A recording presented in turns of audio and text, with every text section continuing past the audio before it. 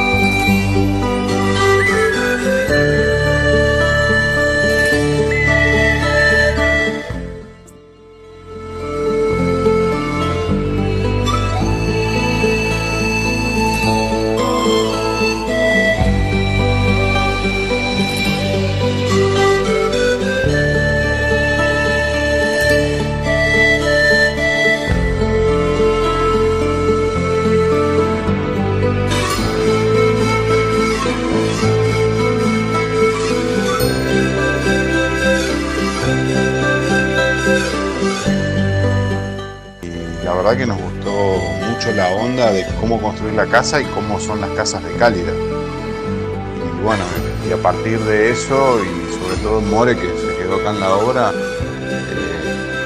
nos cambió radicalmente el modo de vida, porque de hecho todo lo que hay en la casa, salvo algunas cosas que físicamente no podemos hacer, nos metemos nosotros a hacerla y la casa la vivimos a full. La casa es nuestro mundo, nuestro refugio, qué sé yo. Es un todo, no te lo podría separar una cosa de la otra. Nos gusta, lo hacemos con mucho placer, hacemos la mayoría de las cosas juntos y eso nos encanta. Y bueno, tratamos de incorporar a estos dos adolescentes que despacito van, yo creo que más adelante se van a enganchar un poco más.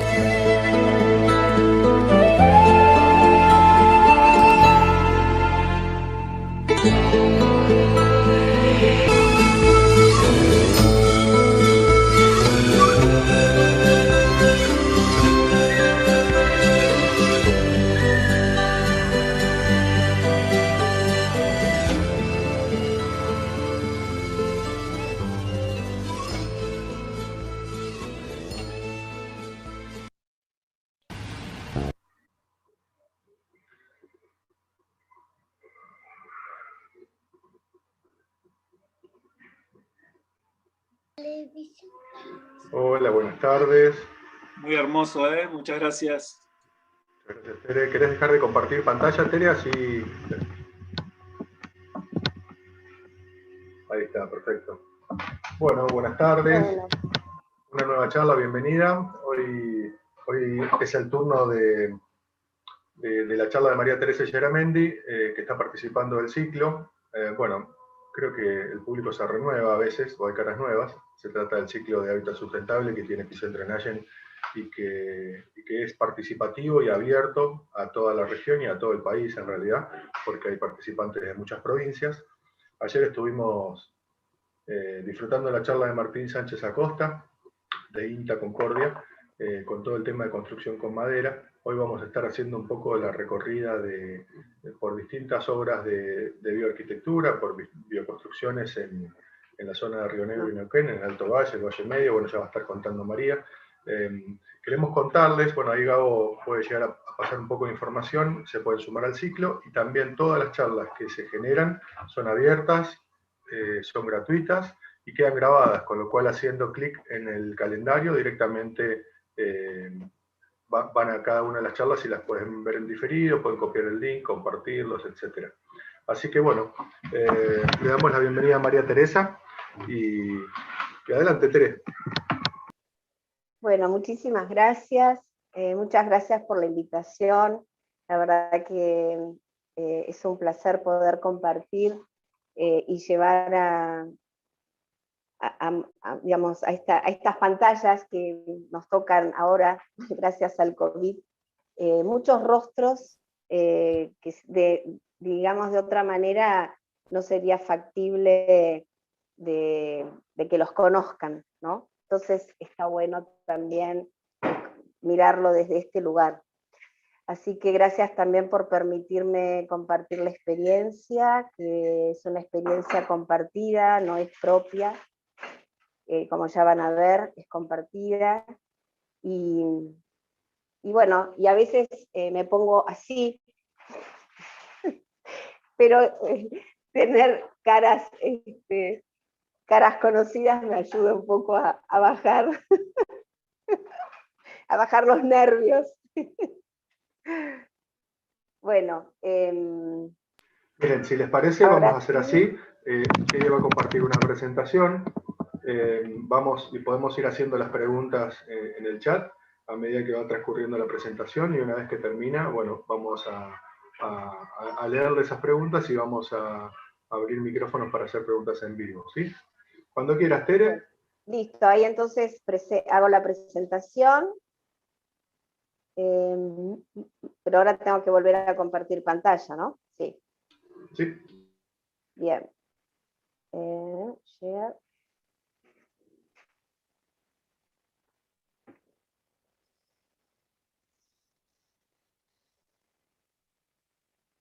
Ahí estamos, ¿no? Perfecto. Sí, Perfecto, Tere.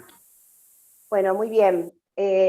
Bioarquitectura. Le puse por una arquitectura viva. La verdad que esta experiencia que yo quiero compartirles con ustedes no empezó hace poco, y como todo en la vida fue un camino, ¿no?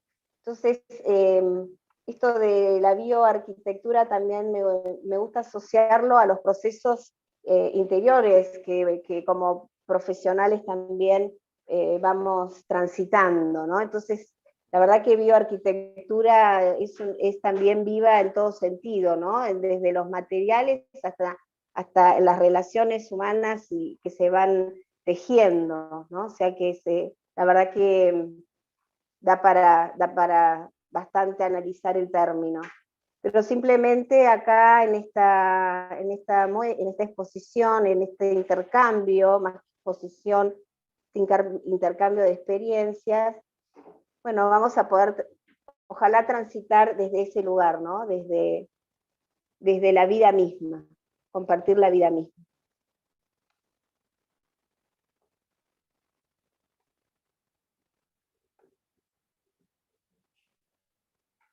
Bueno, yo la verdad que para poder empezar a compartirles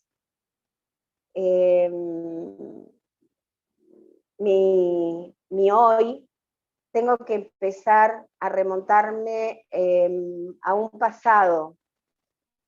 Yo egresé de la UBA en el año 84, y la profesión fue muy orientada hacia planes de vivienda, los típicos planes que conocemos, que si recorremos cualquier ciudad los vamos a ir viendo, ¿no? Con bastante poca identidad.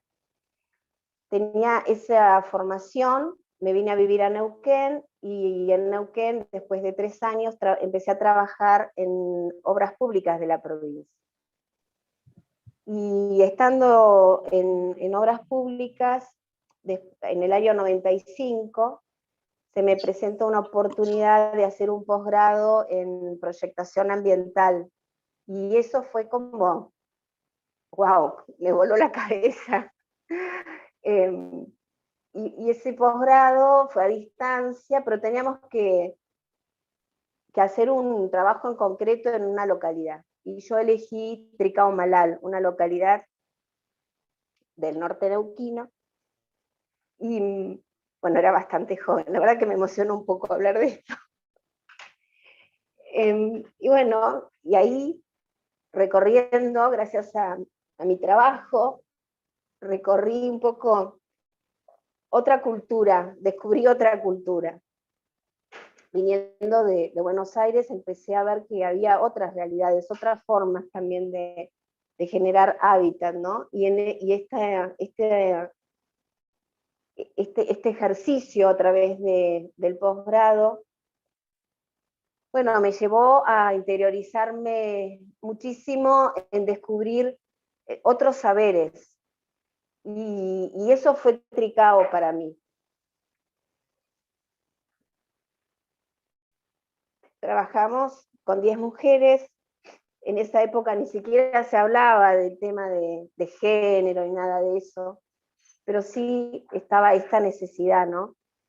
Y eran mujeres que trabajaban en una huerta, muchas de ellas no sabían ni leer ni escribir, pero sin embargo pudieron proyectar, y pudimos tejer como una red de confianza, y pudimos concretar el galpón, un galpón de adobe, porque yo veía que en esos lugares la gente vivía en esas casas, en casas hechas de adobe, de 80, 100 años, y de repente la provincia les hacía su casa de material, pero ellos seguían con la de adobe, ¿no? Y yo entraba a la de material y era un horno, y entraba a las de adobe y eran re frescas. Y bueno, y este galpón sirvió para ellas poder reunirse y hacer sus conservas. Y fue todo también un poco de compromiso que tuvimos que pedirle al intendente, porque el intendente estaba de campaña y una de las leyendas que aparecían en los muros era el adobe es para pobres, ¿no? Entonces tuvimos que negociar un poco y bueno, al final aceptó que el galpón se hiciera con adobe, a cambio de que el techo tenía que ser de chapa y no de carrizo como lo queríamos, ¿no? Pero bueno, ahí tuvimos que ceder un poco, y entre un poquito y un poquito logramos esto, que de hecho sigue en pie. Se ha refuncionalizado, pero sigue en pie. Eso fue muy interesante para mí, porque pude descubrir que en esto que les decía, ¿no? Detrás de una idea, poder implementarla, no es el capricho del arquitecto o del profesional, sino que es tejer una red donde todos van aportando y uno va cediendo y corriéndose capaz, ¿no? de la propia idea para dar lugar a las otras ideas, ¿no? Y de hecho, bueno, el galpón lo diseñaron ellas, ahí ven talleres que lo hicieron con plastilina, y era muy lindo porque yo les pedía que dibujaran o que hicieran la maqueta, y ellas dibujaron con plastilina, y yo decía, qué bárbaro, porque cuando se hace lo que se conoce, se dibuja se representa hasta el mínimo detalle, Eso para mí fue maravilloso. Y después otra experiencia que, bueno, eso listo, se terminó, se hizo y me sirvió como trabajo final. Pero después, en el año 2008, se me dio la posibilidad como familia de irme a vivir a una chacra, y en esa chacra vivía una ingeniera que construía como toda esta lista esta listita de fotos que hay acá. Y yo le decía, Margarita, yo quiero hacer lo que vos hacés. Y ella me decía, Le digo, yo quiero aprender lo que vos hacés. Y ella me decía, tenés que desaprender. Bueno, y así fue, estuvimos 3 años viviendo ahí, y bueno, y ahí como que me empecé a interiorizar de las bondades de construir con los materiales que están a nuestro alcance. Y cuando iba a caminar a la barda, veía casas, y cuando veía un camión con postes, veía casas. Y cuando la acompañábamos a ella a una chacarita, ella también veía casas. Entonces yo decía, wow, qué bárbaro, que con qué poco se puede hacer mucho, ¿no? Así que fue una experiencia que también me flasheó. Y ahí vivimos hasta el 2011, y ya en el 2011 retomé mi profesión, porque hasta el momento por cuestiones familiares no podía dedicarme, así que cuando redireccioné mi profesión opté a hacerlo desde este lugar, desde la bioarquitectura. Entonces les voy a presentar 5 proyectos que para mí fueron una escuela en este camino de aprendizaje, donde el yo se fue transformando en nosotros. Y acá les quiero presentar a estos nosotros que somos. Hay mucha vida transcurrida en este tiempo y me gustaría que escuchen las voces de estos protagonistas. Espero, ahora ya estoy pensando a ver si se puede escuchar el sonido, a ver. Al empezar a trabajar con estos materiales naturales, ¿Se escucha? Se escucha perfecto, Tere. Bien. bueno, yo descubrí el poder de la arcilla y mezclada con distintas fibras, la verdad que eh, muy bueno. Y la verdad me he sentido muy útil, creativo al momento de realizar muros o revoque, mezclando esos distintos materiales. Por eso, para mí, cada trabajo es una experiencia y una satisfacción que me queda.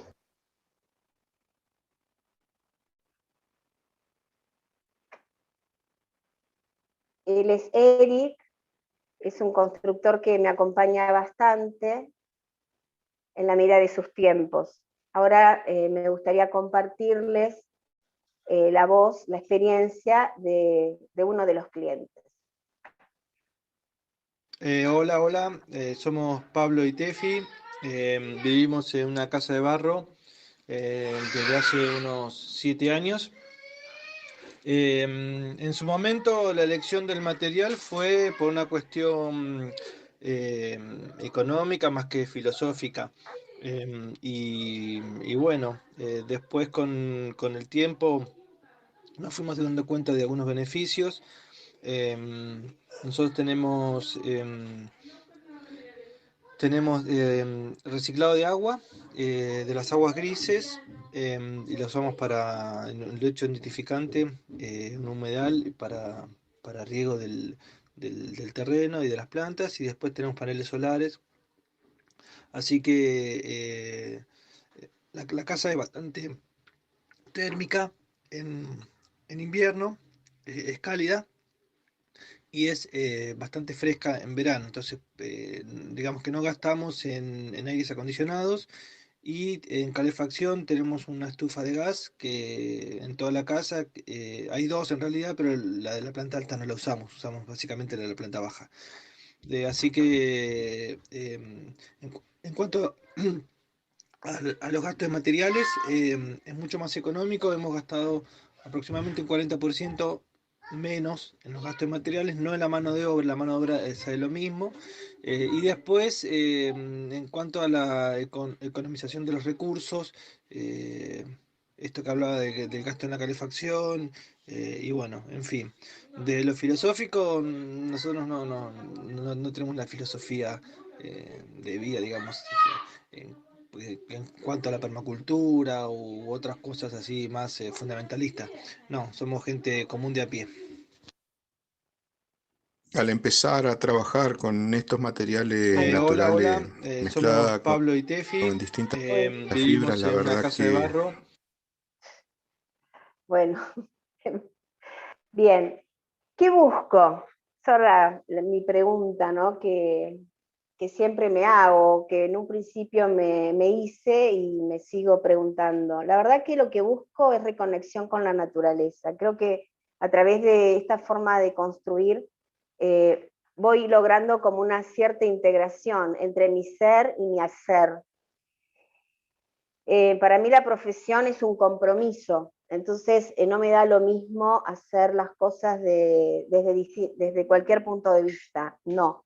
Sobre todo cuando me enteré que el gasto energético que implica fabricar una bolsa de cemento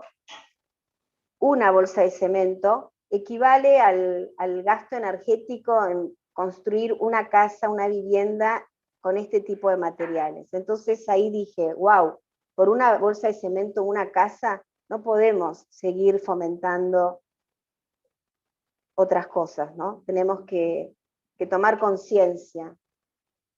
Después, otra de las cosas que busco es generar ambientes saludables. También leyendo y intercambiando experiencias con otras personas y leyendo un libro de Minke, en un momento él dice, normalmente se piden evaluaciones técnicas de las viviendas, pero nunca desde el punto de vista de la salud.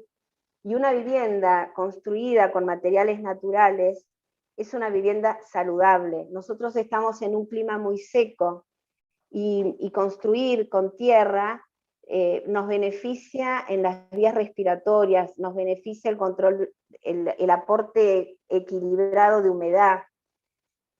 Por lo tanto, es un valor también, ¿no?, a considerar. Optimizar el consumo energético, por lo que les dije y por lo que muchas veces mis clientes me mandan fotos de los termómetros, sobre todo en verano, cuando entre el afuera y el adentro hay entre 10 y 12 grados de diferencia de temperatura, sin usar aire acondicionado, sin usar ventiladores, solamente considerando las pautas de diseño y el tipo de materiales y la aislación, ¿no? Recuperar prácticas ancestrales con una mirada actualizada. El pasado nos conforma, el pasado no hay que negarlo, el pasado nos ayuda a posicionarnos, nos ayuda a revalorizarnos como sociedad también. Hay mucho en nuestras culturas que está buenísimo que recuperemos. Y otra cosa que también me gusta es cómo las personas se pueden empoderar ganando confianza al saber que ellos pueden construir. Belanco dice, todos tenemos que ser capaces y todos tenemos que hacernos nuestra propia casa. Nuestros abuelos se hacían ellos su casa. ¿Por qué no ahora, no? Bueno, son todas estas cositas que la verdad que me fueron también apareciendo en este tiempo, como reflexionando de por qué, ¿no? ¿Qué busco con esto? ¿Qué busco? La búsqueda es eterna, pero por ahora les puedo compartir esto. Y aquí entonces presentarles yo siempre digo que mis primeras casas fueron mis casas escuela, en todo sentido. Primero, agradecer, haciendo una memoria agradecida, ¿no? Porque hubo gente que confió en mí, sin conocerme.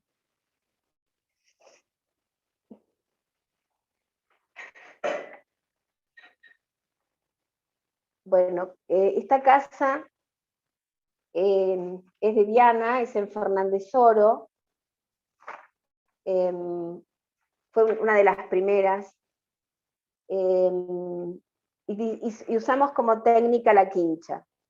Queríamos darle también una onda medio mexicana, así que bueno, ahí hubieron unas cuestiones en el diseño, que ven por ahí unas curvitas, ¿no? Por acá arriba. Después otra pared que también yo quería dejar así como más recta, pero bueno, esa la tuvimos que volar porque en la primera lluvia fue un desastre, así que tuvimos que seguir continuar el techo. Pero esas son como cuestiones que desde el proyecto también hay que considerar y tener en cuenta, ¿no? A veces se crea de barro, bueno, sí, de barro, qué fácil. No, hay que ser cuidadoso con la técnica, con el diseño. Cada cosa tiene su receta, sus propiedades, ¿no? Y esta casa yo la quiero mucho porque, bueno, esta foto es súper actual, es hoy, es al hoy. Y esta casa la quiero mucho, les digo, porque yo tengo un dicho que siempre le comparto con mis amigas: buena suerte, mala suerte, el tiempo lo dirá. Nos denunciaron con esta casa.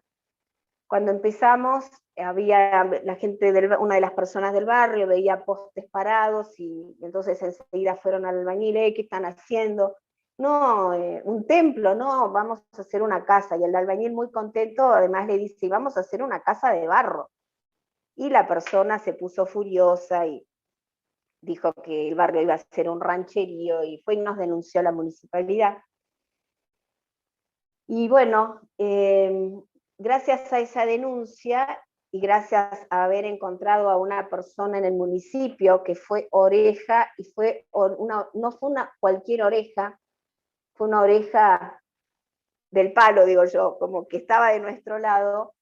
Esto no está en el ciclo SUME, y gracias a eso, y a él, a su trabajo, logramos una ordenanza. Y así nació la ordenanza de construcción natural en Fernández Oro.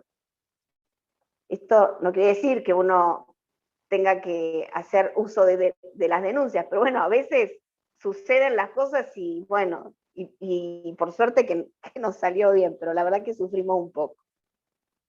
Y así está la casa ahora. Diana es muy detallista, la tiene que parece una casa de cuentos, porque yo siempre tengo fotos durante la obra, de proceso de obra, y la verdad que me cuesta un montón después tener fotos lindas, ¿no? Y la verdad que con Diana, como a partir de la labor profesional se generó una amistad, que a mí me gusta eso, así que se dé de esa manera, no que por lo profesional perder amigos, sino lo contrario, desde lo profesional sumar amigos. A veces los amigos los perdés por la profesión, pero en este caso, gracias a Dios, es al revés. Así que Diana se encarga de mandarme estas fotos lindas, así que bueno, este era un poco también compartirles.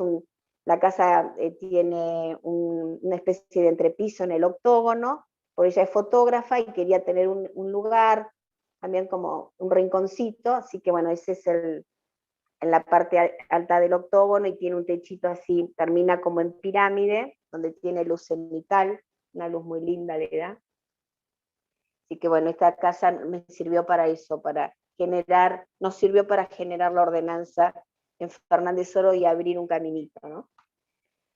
Esta otra casa, bueno, ya la primera experiencia fue una casa en una planta, esta segunda experiencia ya era en 2 plantas, planta baja y planta alta, un gran desafío desde la construcción natural.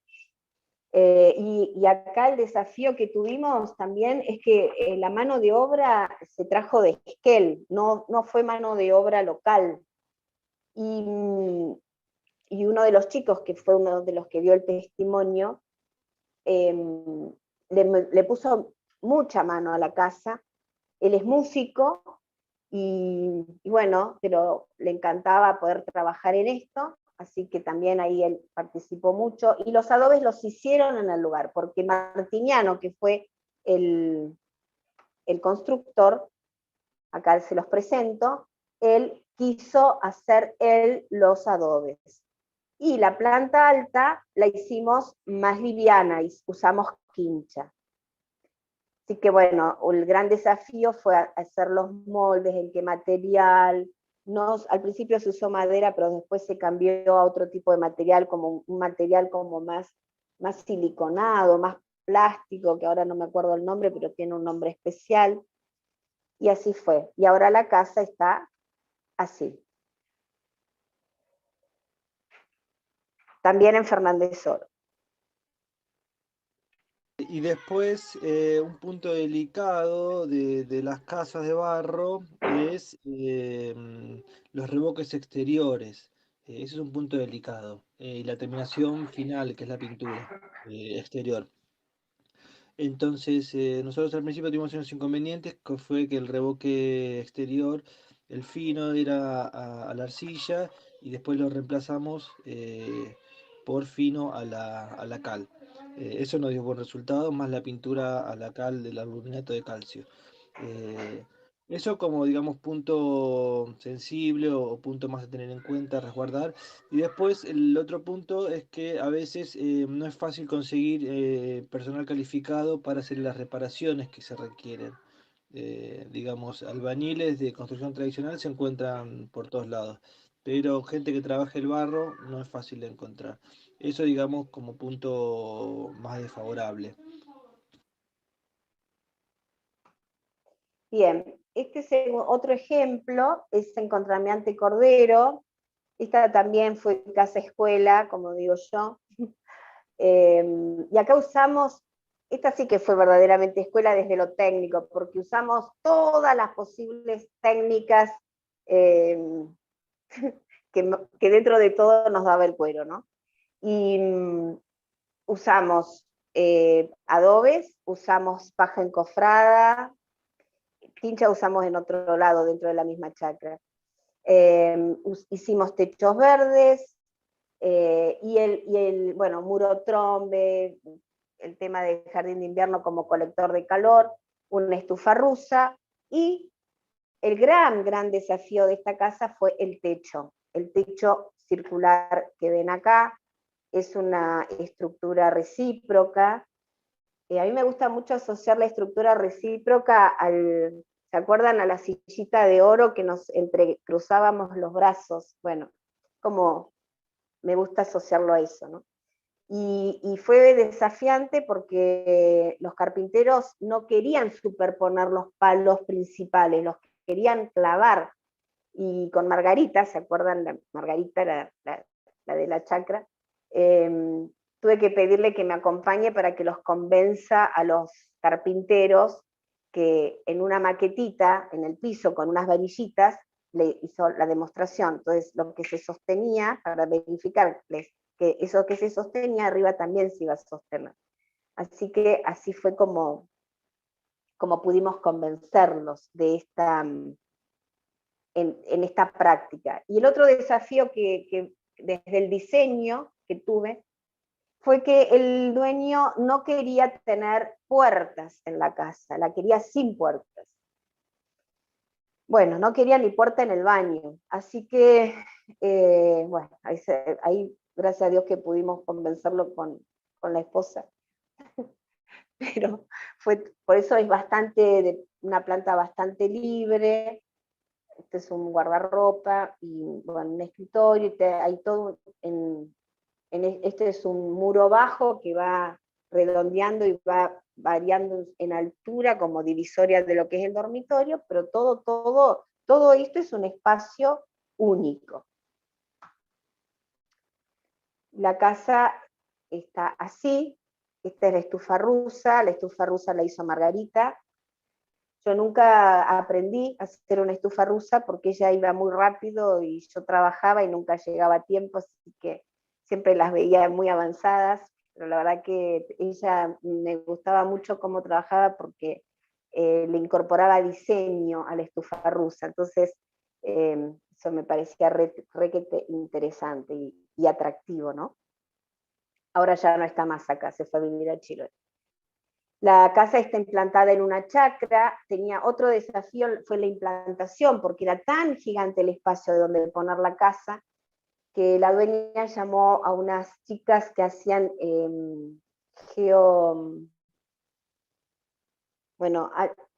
determinan por donde hay cruce de líneas con varillas, el cruce de líneas.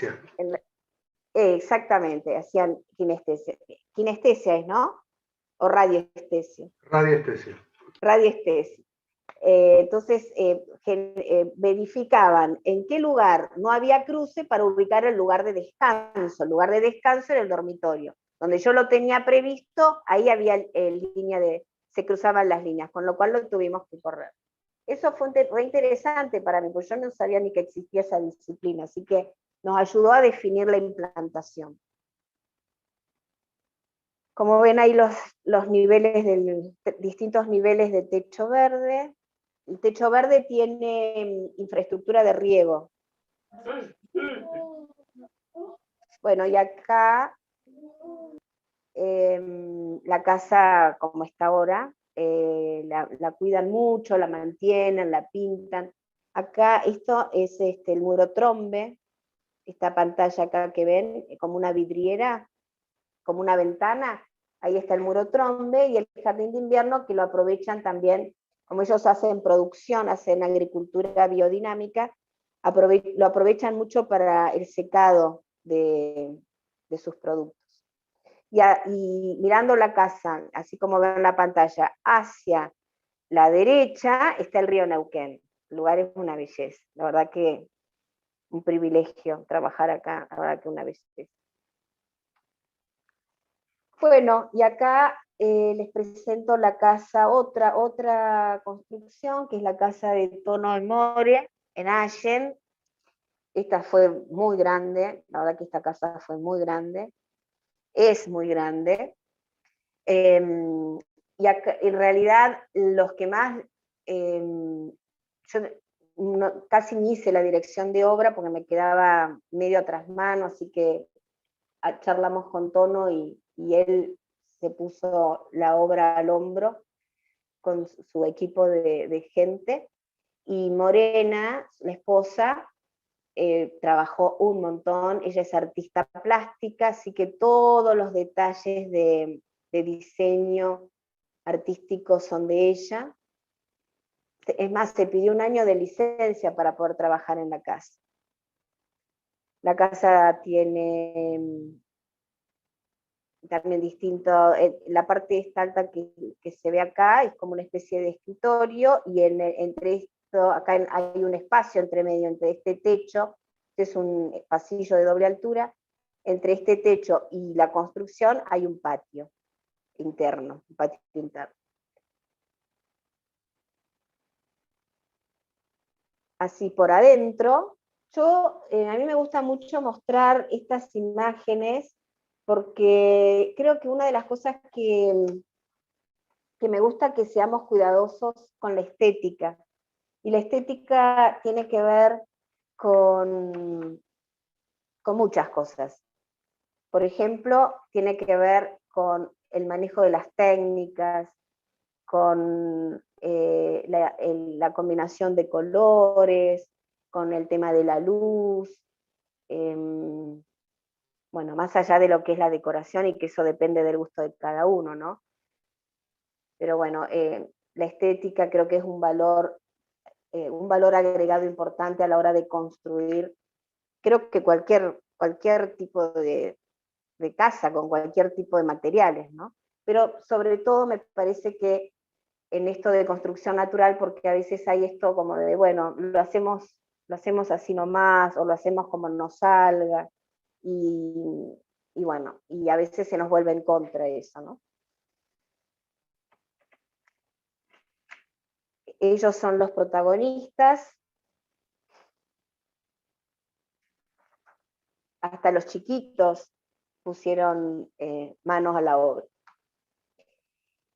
Y este es el último proyecto, más actual, muchísimo más actual. He pasado por distintas técnicas, como vieron, también he probado estructura metálica con mampostería de adobe, y esta técnica es con bloques de tierra alivianada, todo el entramado de madera como si fuera una quincha. En esta casa el arquitecto Placitel intervino en toda la modulación necesaria para armar los bloques, me pasó el dato de los moldes, cómo hacer los moldes, así que bueno, y las proporciones también para usar en los bloques, ¿no? Acá fue muy gracioso porque Eric, quien les comentaba y les presenté al principio, cuando yo le decía que la proporción que íbamos a usar era una un balde, supongamos, de arcilla por 5 de fibra, no quería saber nada, me decía que no, que eso no podía ser, que era una locura, que no podía ser. Entonces iba agregando de a poquito, hasta que logramos llegar a un balde de arcilla y 5 baldes de fibra, ¿no? Y estaba chocho después, porque decía, no, porque son más livianos, porque es más fácil para trasladarlos. Bueno, así que estaba contento Eric con la experiencia. En este caso el desafío que tuve fue que don Jorge, el propietario, no quería cero mantenimiento. Ellos son, este edificio está en el mismo lugar que la chacra, que la casa que les mostré, la circular. La chacra se llama Proyecto Janus, un proyecto rural integrador, como les decía, de agricultura bioclimática, y ellos trabajan con pasantes, entonces querían un lugar para albergar a los pasantes. Después, bueno, se fue ampliando, pero en principio era ese el origen. Querían un sector con baños abajo y 2 dormitorios arriba, uno más privado, otro más tipo refugio, más comunitario. Pero la consigna era 0 mantenimiento. Me pidió, por favor, 0 mantenimiento, nada de revoque exterior con tierra. Bueno, entonces quiso chapa, obviamente, y yo la verdad que no quería chapa, pero después al final, la esposa y yo no queríamos chapa, y después al final entendimos, y bueno, al final, bueno, listo, aceptamos la chapa, pero en el muro, el espesor del muro, son los bloques de tierra alivianada. Exterior chapa, y en el interior trabajamos con placas de fenólico, que las unimos ahí entre unión y unión, hicimos un detallecito de decoración, ¿no? Todo como para, bueno, unas bonituras, como decía un viejito en una toma acá en Neuquén, ¿para qué quieren tantas bonituras? Bueno, estas son bonituras. El baño y pileta de lavar, la mesada del baño es en microcemento, que yo siempre creía que el único color existía por el microcemento era el gris o la arena, y cuando fui al lugar donde los venden me dijeron, no, todo este abanico de colores como si fuera una pintura. Bueno, y ahí nos flasheamos, dijimos, wow, a nuestro juego nos han llamado, así que ahí deliramos un poquito. Y una parte también a un detalle, porque los baños son todos muy grises, entonces, bueno, un detallecito de mosaicismo. Nati, esto es en honor a vos, como para darle ahí un toquecito de color al baño, ¿no? Bueno, así que esto hasta acá, por mi parte, solo agradecer en principio a todos mis clientes que confían en mí y que colaboran aportándome fotos, datos, sugerencias. Después a Huitral, que es con quien comparto un espacio colaborativo, donde puedo desplegar también mis ideas, mis ganas, y siempre me acompañan, así que gracias Huitral. Y a los albañiles, a los constructores, a los artesanos del barro, que me tienen mucha paciencia, y a todos ahora sumo a los organizadores y participantes del ciclo SUME, que nos están dando esta gran oportunidad en esta zona del Alto Valle, convocándonos y logrando que podamos intercambiar todas nuestros caminos, nuestros pequeños pasos, ¿no?, que vamos dando en este camino de la construcción. Mis datos, me pueden mandar un mensajito, me pueden mandar un correo, tengo WhatsApp, con gusto aclarar todo lo que sea necesario, compartir, no tengo ningún problema en compartir todo lo hecho. Si quieren visitar alguna de las casas, podemos ir. Los chicos, los dueños de las casas son gente muy abierta y muy gustosa de compartir la experiencia, así que bueno, está abierta la invitación para cuando quieran. Así que bueno, esto por ahora. Muchísimas gracias, Tere, por compartir. Bueno, en muchas cosas me siento identificado. En esto de ver materiales de construcción donde antes no los veía, ¿no? O sea, uno se cruza un camión de palos o fardos de paja, o ve una arcilla que dice esto tiene mucha arcilla, una tierra por ahí, una montaña que nadie le presta atención, y uno enseguida ve reboques y ve materiales para jugar.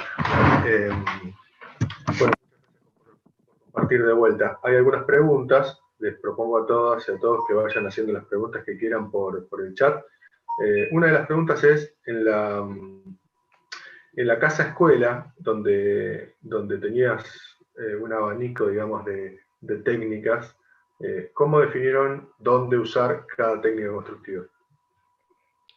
Sí, por ejemplo, en el caso de los muros con paja encofrada, son los muros que están orientados más hacia el sudoeste.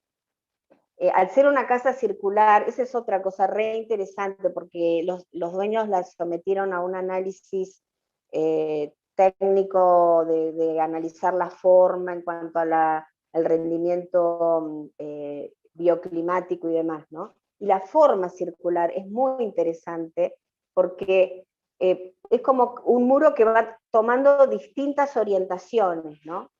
Entonces, la parte, digamos, más hacia el sudoeste, la hicimos con paja encofrada, y la parte donde necesitábamos acumular calor, la hicimos con adobes. Que serían la parte, por ejemplo, que da el jardín de invierno. Esos muros son de adobe porque necesitamos captar calor.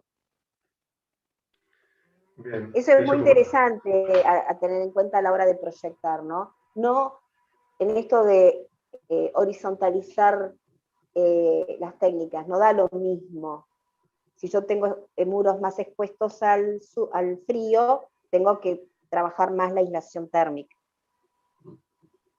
Otra pregunta es si realizan cálculos estructurales para determinar, bueno, las escuadrillas de los distintos elementos, y qué tipo de madera están utilizando en estas obras que vimos. Nosotros, todos los proyectos los paso por la municipalidad, salvo el que me denunciaron, pero lo pasamos después conforme a obra. Entonces siempre, yo no hago el cálculo, contrato un ingeniero, voy conociendo distintos ingenieros, ellos me hacen el cálculo, lo presentan por el Consejo de Ingeniería, tienen que cumplir con las normas CIRSOC, obviamente, y estamos usando como madera eucaliptus.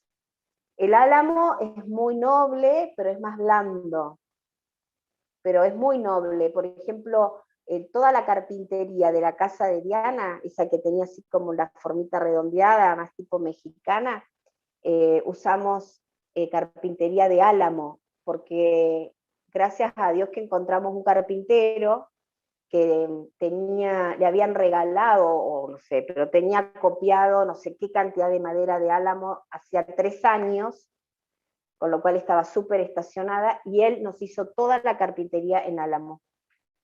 Es espectacular el álamo. Pero como estructura, el eucaliptus. Bien, otra de las preguntas es, bueno, acá pone el ejemplo de la casa de Antonio y Morena.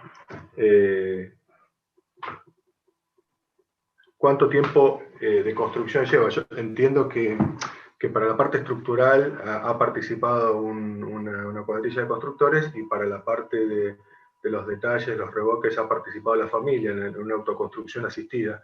Pero básicamente, para hacer un análisis del recorrido de obras que vivimos, digamos, cómo estamos con respecto a la región, ¿no? Con respecto a los tiempos de obra, de materialización. Y mira, más o menos entre 8 meses, 6 meses, 1 año, depende de la superficie y de la complejidad del proyecto. Y de la mano de obra que sea cumplidora, y del clima, obvio, también.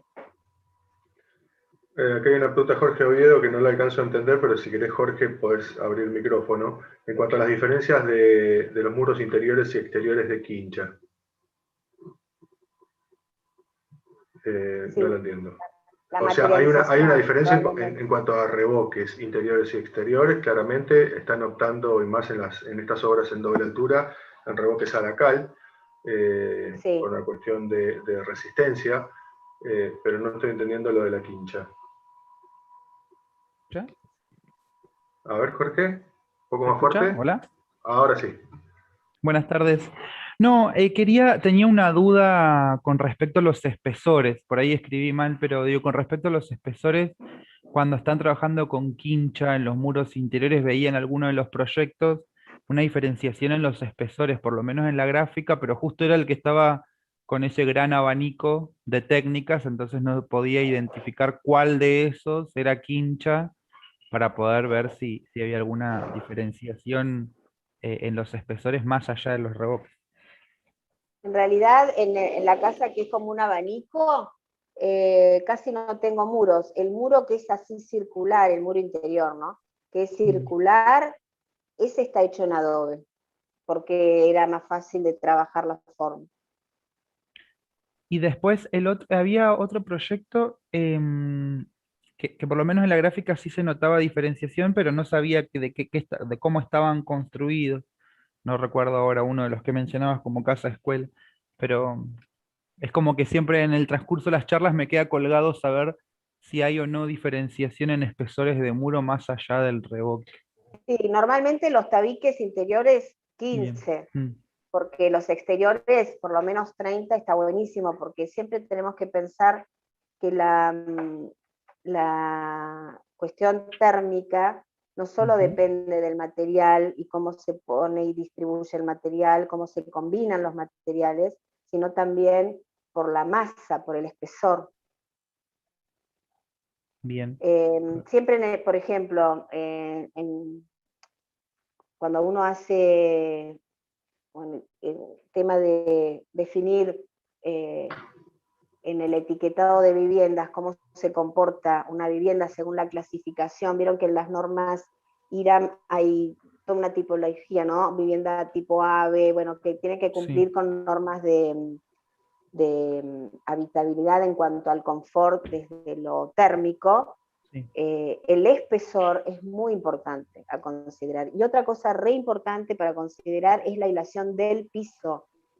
No solamente la aislación de muros, carpintería, ya sabemos, doble vidrio, pero no solo doble vidrio, sino si esa carpintería va a tener o no postigones, por ejemplo, o cortinas de enrollar, o alguna protección hacia el exterior.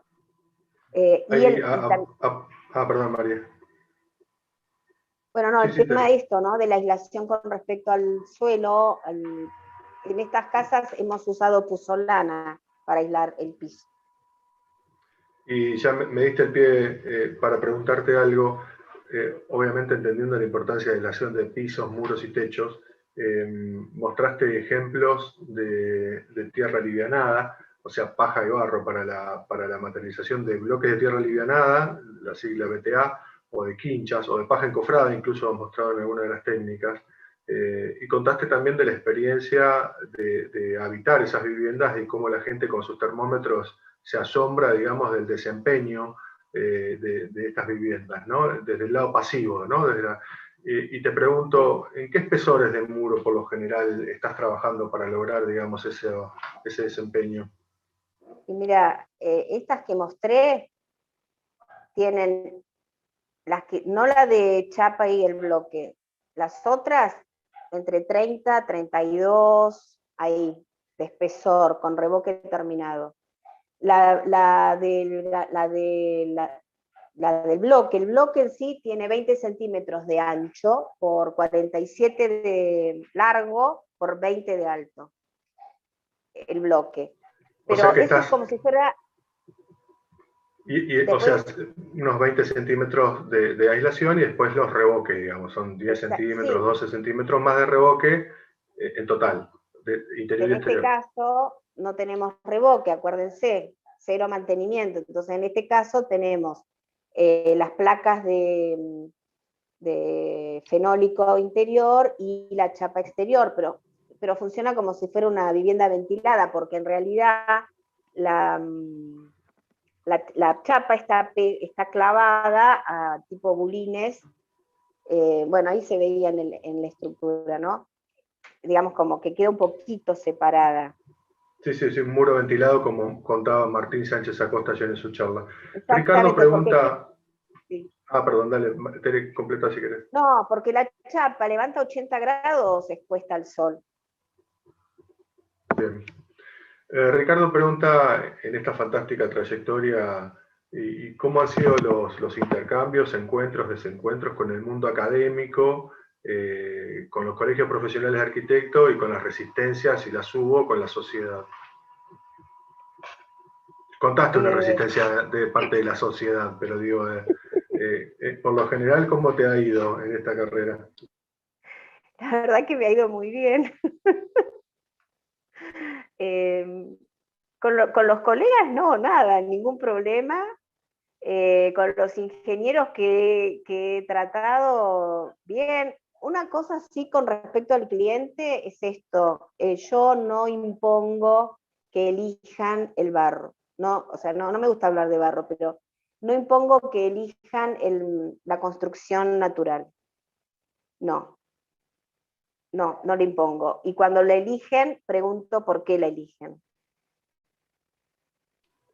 Bien, y con respecto a la relación con los colegios profesionales, nada, recuerdo que te vimos por primera vez en una charla del Colegio de Arquitectos de Río Negro. Claro, y que habrán visto varias cosas que también estaban en esa charla. Otra pregunta es: ¿de dónde se obtiene la arcilla? Si hay algunas mejores que otras en la región, y si pueden utilizarse las de la barda misma, y también por las pinturas interiores y exteriores. Las arcillas, en una época las traíamos de la empresa Sanón, que ellos traen de Zapala. Después hemos incursionado en arcillas de la zona de Cinco Saltos.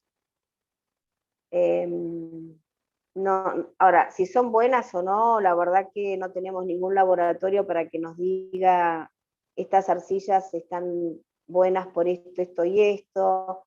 Que yo sepa, no tengo ese dato. De hecho es un poco lo que yo siempre pido, ¿no? Bien, y Antonio Puerta, aparte de felicitarte, te quiere consultar en base a tu experiencia y recorrido, y aprovechando que estas charlas y que está participando del ciclo de la Universidad Nacional de Río Negro, y que muchas de estas charlas están siendo vistas por los estudiantes, que a su vez están proyectando viviendas para el municipio de Allen. Antonio te pregunta qué mensaje te gustaría darles, ¿no?, a estas nuevas generaciones de proyectistas, de profesionales. Me encanta ver jóvenes que se van sumando a estas miradas, que son miradas integradoras de la arquitectura, son miradas que contemplan al ser humano, porque en definitiva nosotros somos tierra, iremos a la tierra. Entonces me parece que está buenísimo seguir trabajando en esto de integrar hábitat con tecnología, con nuevas prácticas, revalorizando y recuperando y potenciándolas, haciendo cada vez más fácil ahorrar tiempos. Yo creo que el desafío hoy es poder construir ahorrando tiempo. Por eso he visto algunas otras charlas donde se preocupan por ya tener bastidores armados. Eso me parece una maravilla, como lo que está trabajando los chicos en la comarca andina. Están preocupados porque tienen que resolver ya la cuestión habitacional. No tenemos mucho tiempo, no podemos perder más tiempo en las soluciones habitacionales, tenemos que dar una respuesta rápida, y me encanta que los jóvenes se sumen. Y tomando ese comentario de la charla que vimos, también invito a ver las charlas del ciclo Quincha, que va a haber una docena ya en un mes, y están buenas porque quedan grabadas y son un material, digamos, de consulta, o por lo menos para inspirarse, ¿no? Vi en la última obra, la de mantenimiento cero, que digo, pensando en el proyecto SUME, en todos los proyectos SUME hasta ahora, como fueron edificios públicos, la primera consigna era mantenimiento cero, porque son municipales o son del Estado, y bueno, a veces el mantenimiento es complicado. Vi en esa casa que hay una racionalización de la parte estructural. Bueno, obviamente de la mano de Carlos Placitelli, que propone un entramado liviano de madera, pero te pregunto, ¿estás virando, digamos, del poste de rollizo a una técnica de entramado liviano, más liviano, o fue simplemente un proyecto que decidiste materializar así? No, las columnas fueron de rollizo, Las columnas fueron de rollizo porque la gente tenía en la chacra los rollizos, era un negocio que habían hecho mucho tiempo antes y los querían aprovechar. O sea que ahí se priorizó lo que había, no otra cosa. Y sí, lo que se compró fue escuadrada la madera para el entramado nada más. Bien, me animo a esbozar una respuesta para la pregunta de Marce Martínez con respecto a las pinturas, si sirven las de uso tradicional de látex. Contestala, Tere. Sí, el tema de las pinturas fue también la casa de Diana. Otro tema fue la pintura, porque de repente cuando la casa ya estaba terminándose, cayó una lluvia con piedra, fue terrible. Y entonces dijimos, pintemos con látex el exterior, usemos látex. Fue lo peor. Justo di ese ejemplo en la charla del otro día, ¿no? Pinturas sintéticas, látex o revoques cementicios sobre muros de barro, contraindicaciones, o sea, que siempre van a generar patologías. Fue increíble porque la primer lluvia, la casa pintadita de rosa divina, como la vieron en la foto, empezó a filtrar agua y lástima que no encontraba las fotos, pero quería mostrarles, porque se generaban como unos buches, que eran como bolsitas donde el barro se iba como que el barro se iba depositando en esa bolsita hecha por la pintura, hasta que de repente se reventaba la bolsita y se salía el revoque. Conclusión, revoques a la cal como terminación exterior. Excelente decisión. Sí, básicamente la explicación es que se genera una barrera impermeable que no permite, digamos, bueno, básicamente anula una de las capacidades que tiene el muro, que es de ese intercambio, ¿no? El interior-exterior, con lo cual estamos eligiendo un material para lograr algo y lo estamos bloqueando con una mala decisión, digamos, ¿no? Sí. Pregunta, Sebastián, no alcanzo a entender la pregunta, desde la experiencia que hayas adquirido con la construcción con postes de rollizo, algo a tener en cuenta. Y, por ejemplo, un tema es cuando en el momento del replanteo, es un tema, ahí, digamos, hay que elegir bien los rollizos, es importante la elección del material, y si puede ir a elegirlo el que lo va a colocar y no el cliente, o el cliente con el que lo va a colocar, es lo ideal. Bien, Sebastián, si estás por construir, por más que los nudos te parezcan que son divinos, no es recomendable, digamos, para la cuestión estructural, ¿no? Son los peores, serían clase 3 o 4, no te sirven demasiado, digamos, para generar estructuras, digamos, resistentes. Ricardo, ¿querés hacer alguna pregunta? Que veo ahí que se iluminó el... No, ¿alguien más quiere hacer alguna pregunta? ¿Pueden abrir micrófono? No. Soy para un poco más presencialmente. Ah, bien. ¿Alguien más quiere hacer alguna pregunta por el chat? Ana López pregunta si la escalera circular de la casa de Antonio Morena estaba construida. En madera. En madera. Bueno, en madera. Una cosa que por ahí también quería comentarles que no está presente como materiales por ahora, pero acá, pero bueno, porque no tenía ejemplos interesantes para mostrarle, pero tuve la posibilidad de construir con piedra toba. Y nosotros acá tenemos canteras de piedra toba, 200 kilómetros, tampoco las tenemos acá como la Barda, la Arcilla, ¿no? Pero la verdad que me gustaría ponerla en valor, porque tiene muy mala fama la piedra toba. Y pudimos hacer una casa, en ese momento yo trabajaba con una socia, una casa que la dueña quiso que se hiciera de piedra toba, y realmente las propiedades térmicas es increíble, y es re liviana, es una maravilla de material, la piedra toba. Normalmente se la ve tipo bloques, o sea, queda como muy fea, como si fuera un bloque así todo muy, muy pulido, pero nosotros la trabajamos como mampostería de piedra, como en bruto, ¿no? Sí, es muy interesante, muchas veces uno habla de tierra, de fibras, de madera, y se olvida de la piedra, ¿no? Que para, por ejemplo, para hacer los sobrecimientos o para hacer esas botas que se necesitan en este tipo de muros, en la parte exterior, para evitar salpicaduras, son fundamentales, es un recurso natural, local, que está disponible, digamos, hay que darle valor. Marce Martínez, ¿tenés la mano levantada porque querés preguntar, abrir el micrófono y preguntar, o porque quedó levantada?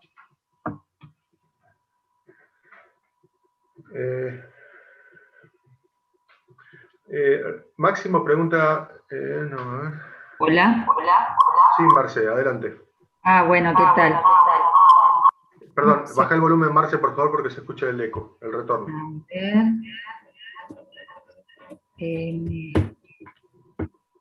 Hola. Sí. Bueno, yo la verdad que lamenté arrancar medio tarde porque no podía encontrar el link y demás, así que me Todas las disculpo. charlas quedan grabadas, Marce, podés verlas en diferido después. Sí, es lo que voy a hacer. Y la verdad que encantadora la persona que dio la charla, creo que es arquitecta, ¿no? Es una colega, Sí. ¿no? Bueno, yo soy de General Roca, también colega. Bueno, contaba ahí que conocí una casa hermosísima que la hizo una bioconstructora que se Vicky llama... Leiva. Vicky, exactamente. Y la casa Vicky se llama... Leiva, la casa Catalina que mencionás en el chat es una casa que estuvimos recorriendo, tiene 380 metros cuadrados. Sí, es tremenda, de una amiga mía, hermosa realmente, y es un ejemplo de que se puede hacer un hermoso diseño con construcción bionatural. Bueno, yo le quería contar ahora a la disertante que estoy haciendo un proyecto para unos clientes que obvio no le puedo, como dice ella, así imponer hacer bioconstrucción, por aparte de los tiempos, y por ahí porque no tengo la gente, la mano de obra ni la experiencia, pero me animé a proponerles que un sector del techo sea verde. Y la verdad que no tengo experiencia tampoco con eso, pero no le esquivo el bulto, ¿viste? Me parece que puede ser una buena oportunidad, y por una cuestión de vistas, y como para también aprovechar lo bueno que implica tener una cubierta verde por lo fresco que es en el verano, ¿no es cierto? Bueno, ahí se suma entonces tu consulta a la consulta en el chat de Belén Rubilar, con respecto a qué consideraciones hay que tener a la hora de construir una cubierta verde con estas técnicas. Exacto. Bueno, muchas gracias a la disertante. Excelente. Bueno, gracias Marcela, gracias. A ver, no quiero ser pisabrote, pero todos tienen sus pros y sus contras, ¿no? Si vos de repente, si justo hoy fui a visitar a una amiga que vive en una chacra y me compartía esta inquietud.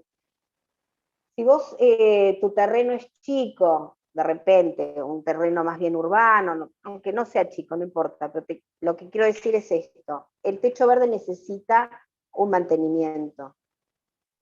Entonces, nosotros no vivimos en la Pampa, donde yo he visto que las losas se transforman en techos verdes porque el viento lleva semillas, lleva tierra, más la lluvia, y de repente cuando yo voy para el lado de la playa veo casas muy antiguas y que se empiezan a aparecer las plantitas por las cornisas, ¿no? Yo digo, wow, qué maravilla, acá que crecen así nomás.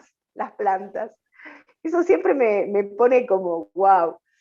Y acá nosotros en nuestro clima implica mantenimiento, implica ver qué plantas vamos a seleccionar. La experiencia de la chacra esta de Contralmirante Cordero, que tiene 3 niveles de techos verdes, y además tienen otra casita que es en realidad como una despensita que también tiene techo verde, que se hizo a forma experimental. Todo tiene riego. Al principio tuvo riego por goteo, se tapaban los goteritos, así que la pasaron al riego por aspersión. Nosotros tenemos viento. No es lo mismo un techo que da al norte o al oeste que un techo que da al este o al sur. Bueno, digamos que hay que analizar mucho, y a veces es preferible armar una cierta estructura y pensar también en alguna especie de vegetación que cubra, que sea como un cubre techo verde, que pensar en sí o sí un techo verde. O sea, por eso depende de la situación. A veces digo, bueno, si estuviera en un terreno chico donde tengo poco jardín y digo, bueno, lo que le saco al suelo, lo ajardinado, lo quiero poner arriba para tener un poco más de verde y de jardín, bueno, genial, está bueno, pero es trabajo.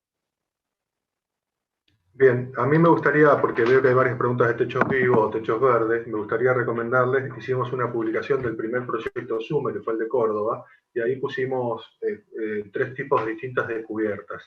Uno eran techos verdes, había intensivos, extensivos, modulares, y también había cubiertas invertidas con piedra de río. Son cubiertas pesadas, pero son cubiertas de libre mantenimiento, que son muy interesantes. La publicación se llama Bioarquitectura aplicada a un edificio público sustentable. Creo que, a ver, Gabo, tal vez.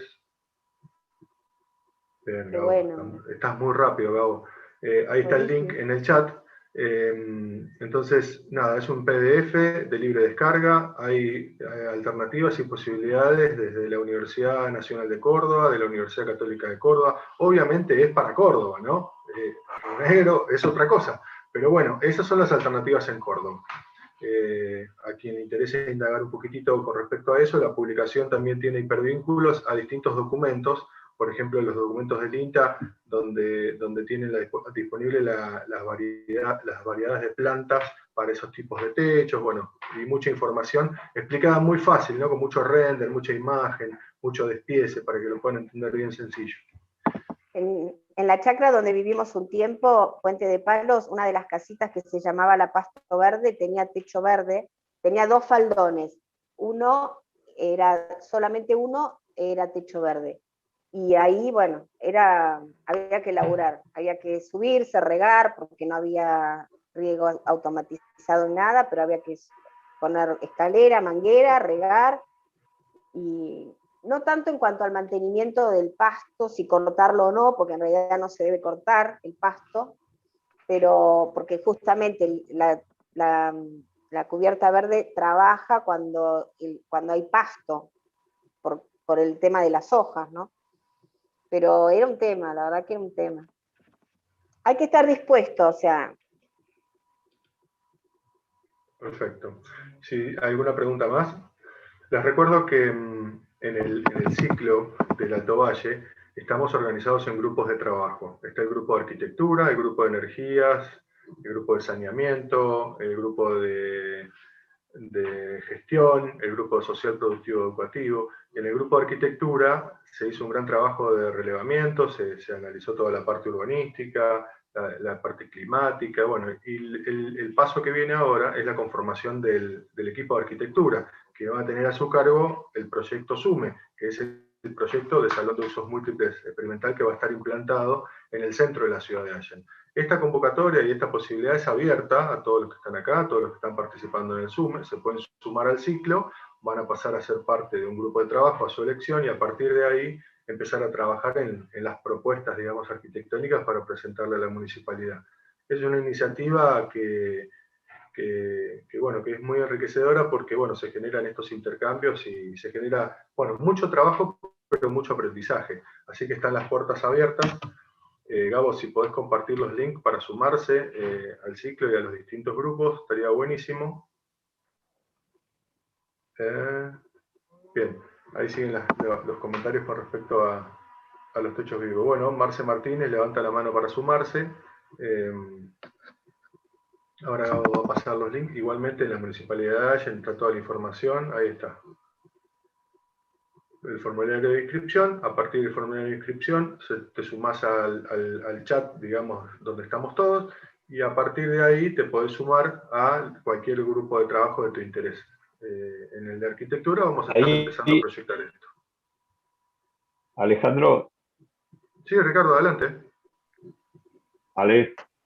Sí. No, había levantado la mano no solo para participar del grupo, sino porque me interesaría que me ayudes, y Gabo también, a hacer un pequeño relato de cómo es la historia de los grupos de diseño en los ciclos SUME, porque más allá de que eso está en la publicación que vos mencionaste, es interesante ver cómo se llegó con el grupo que se formó en Córdoba a un acuerdo de salir de la competencia, y por eso es tan interesante, como lo expresó María Teresa desde el principio, de ese cómo convertirnos en un nosotros a través de la convocatoria misma, que es la construcción con materiales naturales.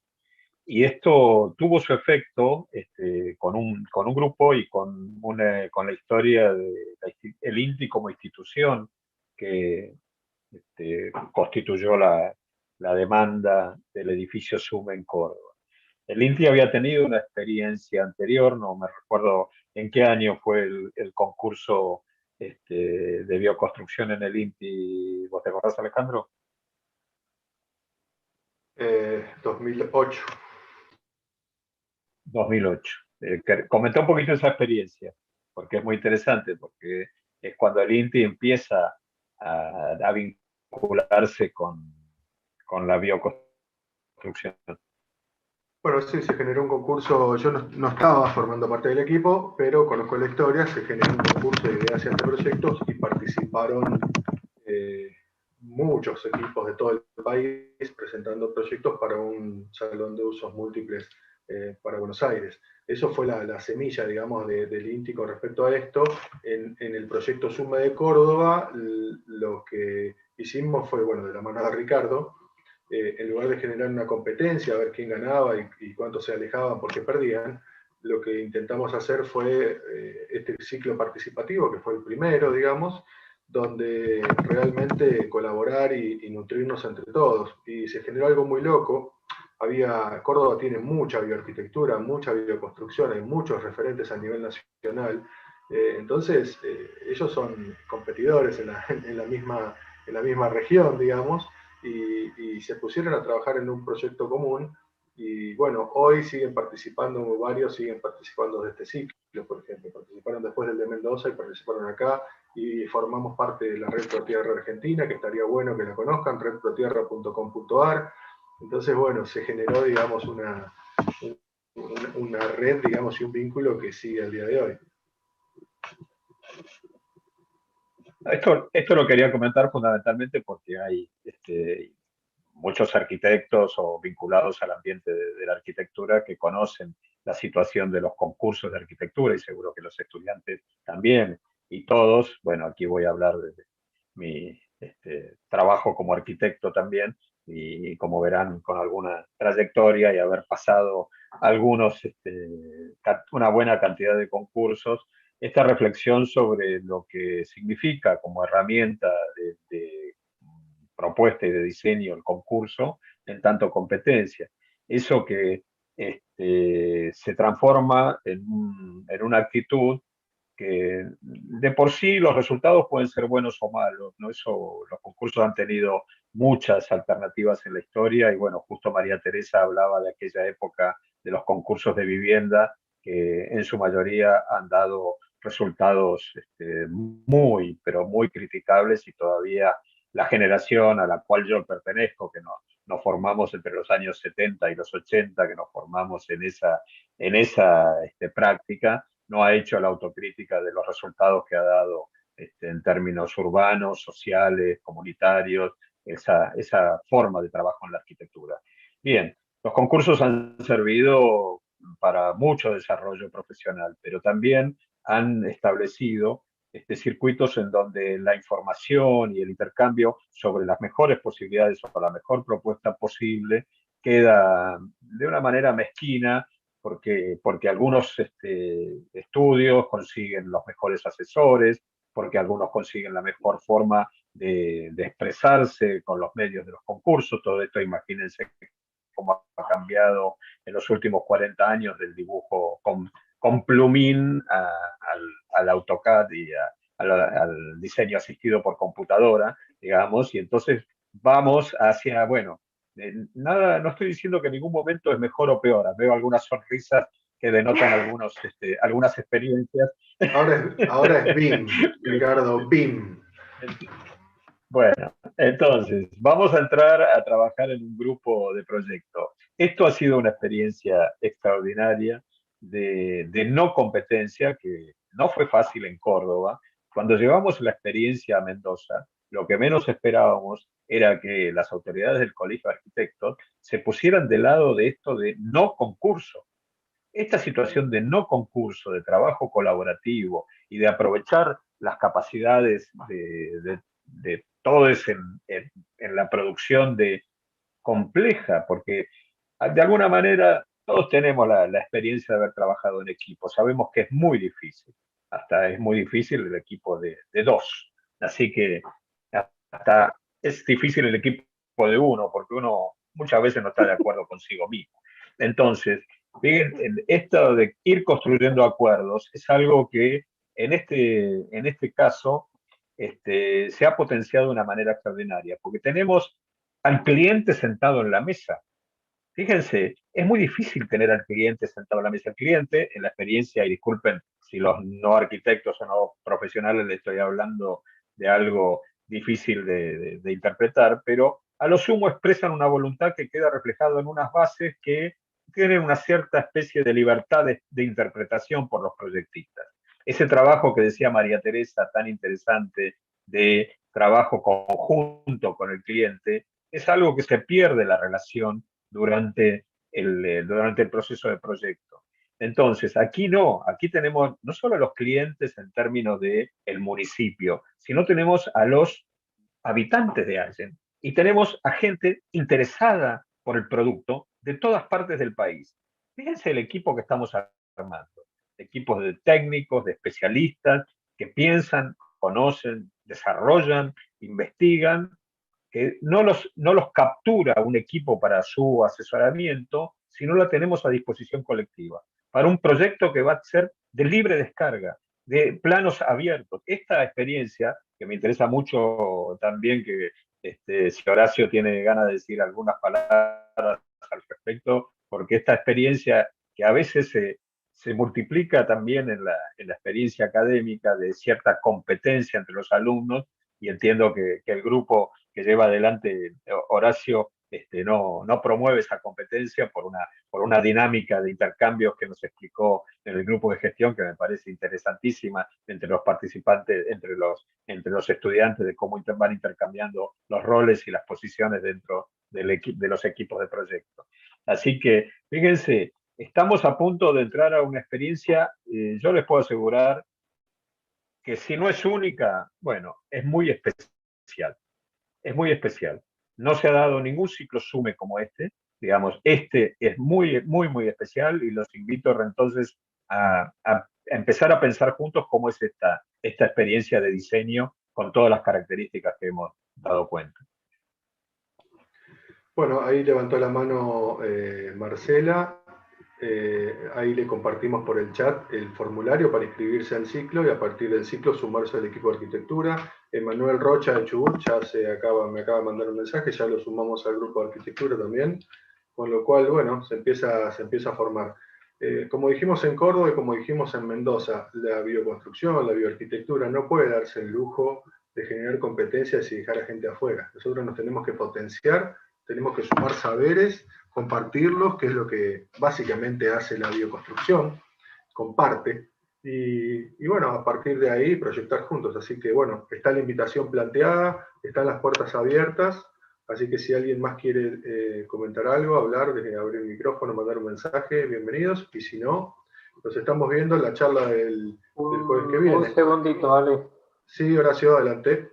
No, tomo la posta que me dejó ahí Richie y Ricardo, y sí, yo pensé que... plantear que, digamos, esta es una experiencia súper particular desde la universidad, es algo realmente nuevo. Yo vengo de dar clases en otros lugares del mundo, y esta interacción, digamos, entre una realidad concreta y la fase de formación académica no se da, ¿no? Entonces, yo entiendo que es una posibilidad única, al menos hasta ahora.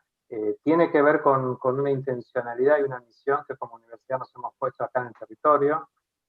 A Ricardo le digo, no se ha dado en otro lugar esto, no se ha dado en otro lugar porque esto es del Valle, Ricardo. Entonces, bienvenido al Valle, ¿no?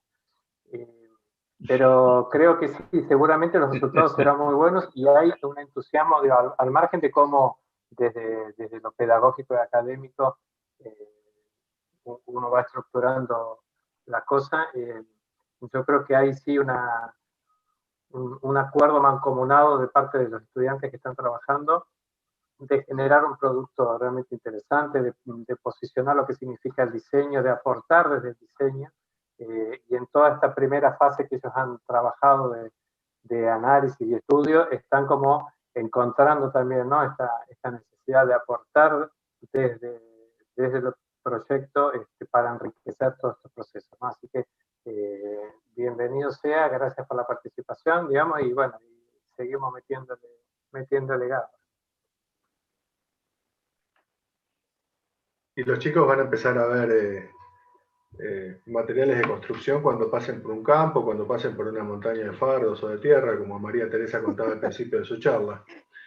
Ahí alguien comentaba sobre la voluntad política para que la bioconstrucción trascienda y llegue a todos los que necesitan una vivienda digna, es fundamental. Y por eso es importante que una intendenta se sume a esta propuesta. Este ciclo está siendo traccionado y fue convocado por la Municipalidad de Allen.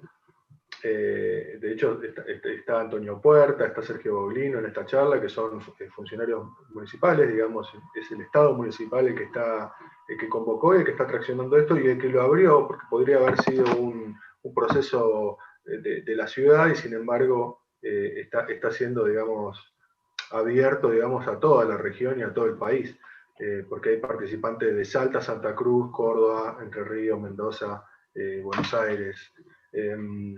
Así que eso está sucediendo, y también recomiendo ver la charla del lanzamiento en diciembre, donde habla la intendente y donde habla el senador nacional Martín Doñate, que fue uno de los que escribió la ley provincial y que fue el que escribió la ordenanza municipal en la ciudad de Luis Beltrán, la primera ordenanza municipal que habilita la construcción con tierra en Argentina. Hoy ya son casi 50, con lo cual hay una voluntad política, digamos, para que esto esté sucediendo, y hay vinculación en muchos ministerios, en muchas instituciones, apoyando y acompañando, bueno, por ejemplo el INTI, el INTA y todos los los colegios de arquitectos, todas las instituciones que vieron en toda la información que circulamos, ¿sí? Así que bueno, hecha la invitación, los esperamos. Los esperamos también el jueves a las 5 de la tarde, está la próxima charla. Todos los jueves hay charla de quincha. La charla de este jueves va a ser de algo muy particular, porque es una quincha con fardos de cortadera, así que nos vemos ahí. Muchas gracias por participar, muchas gracias María Teresa por compartir. Y buenas noches. Y rescatar algo que decía Adriana, que qué bueno que pasaron de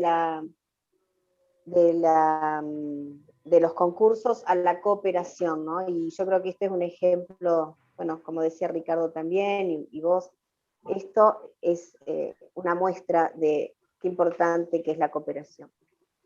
Gracias a ustedes, muchas gracias. Buenas noches. Toma el atrevimiento, Alejandro, antes de... Sí, perdón.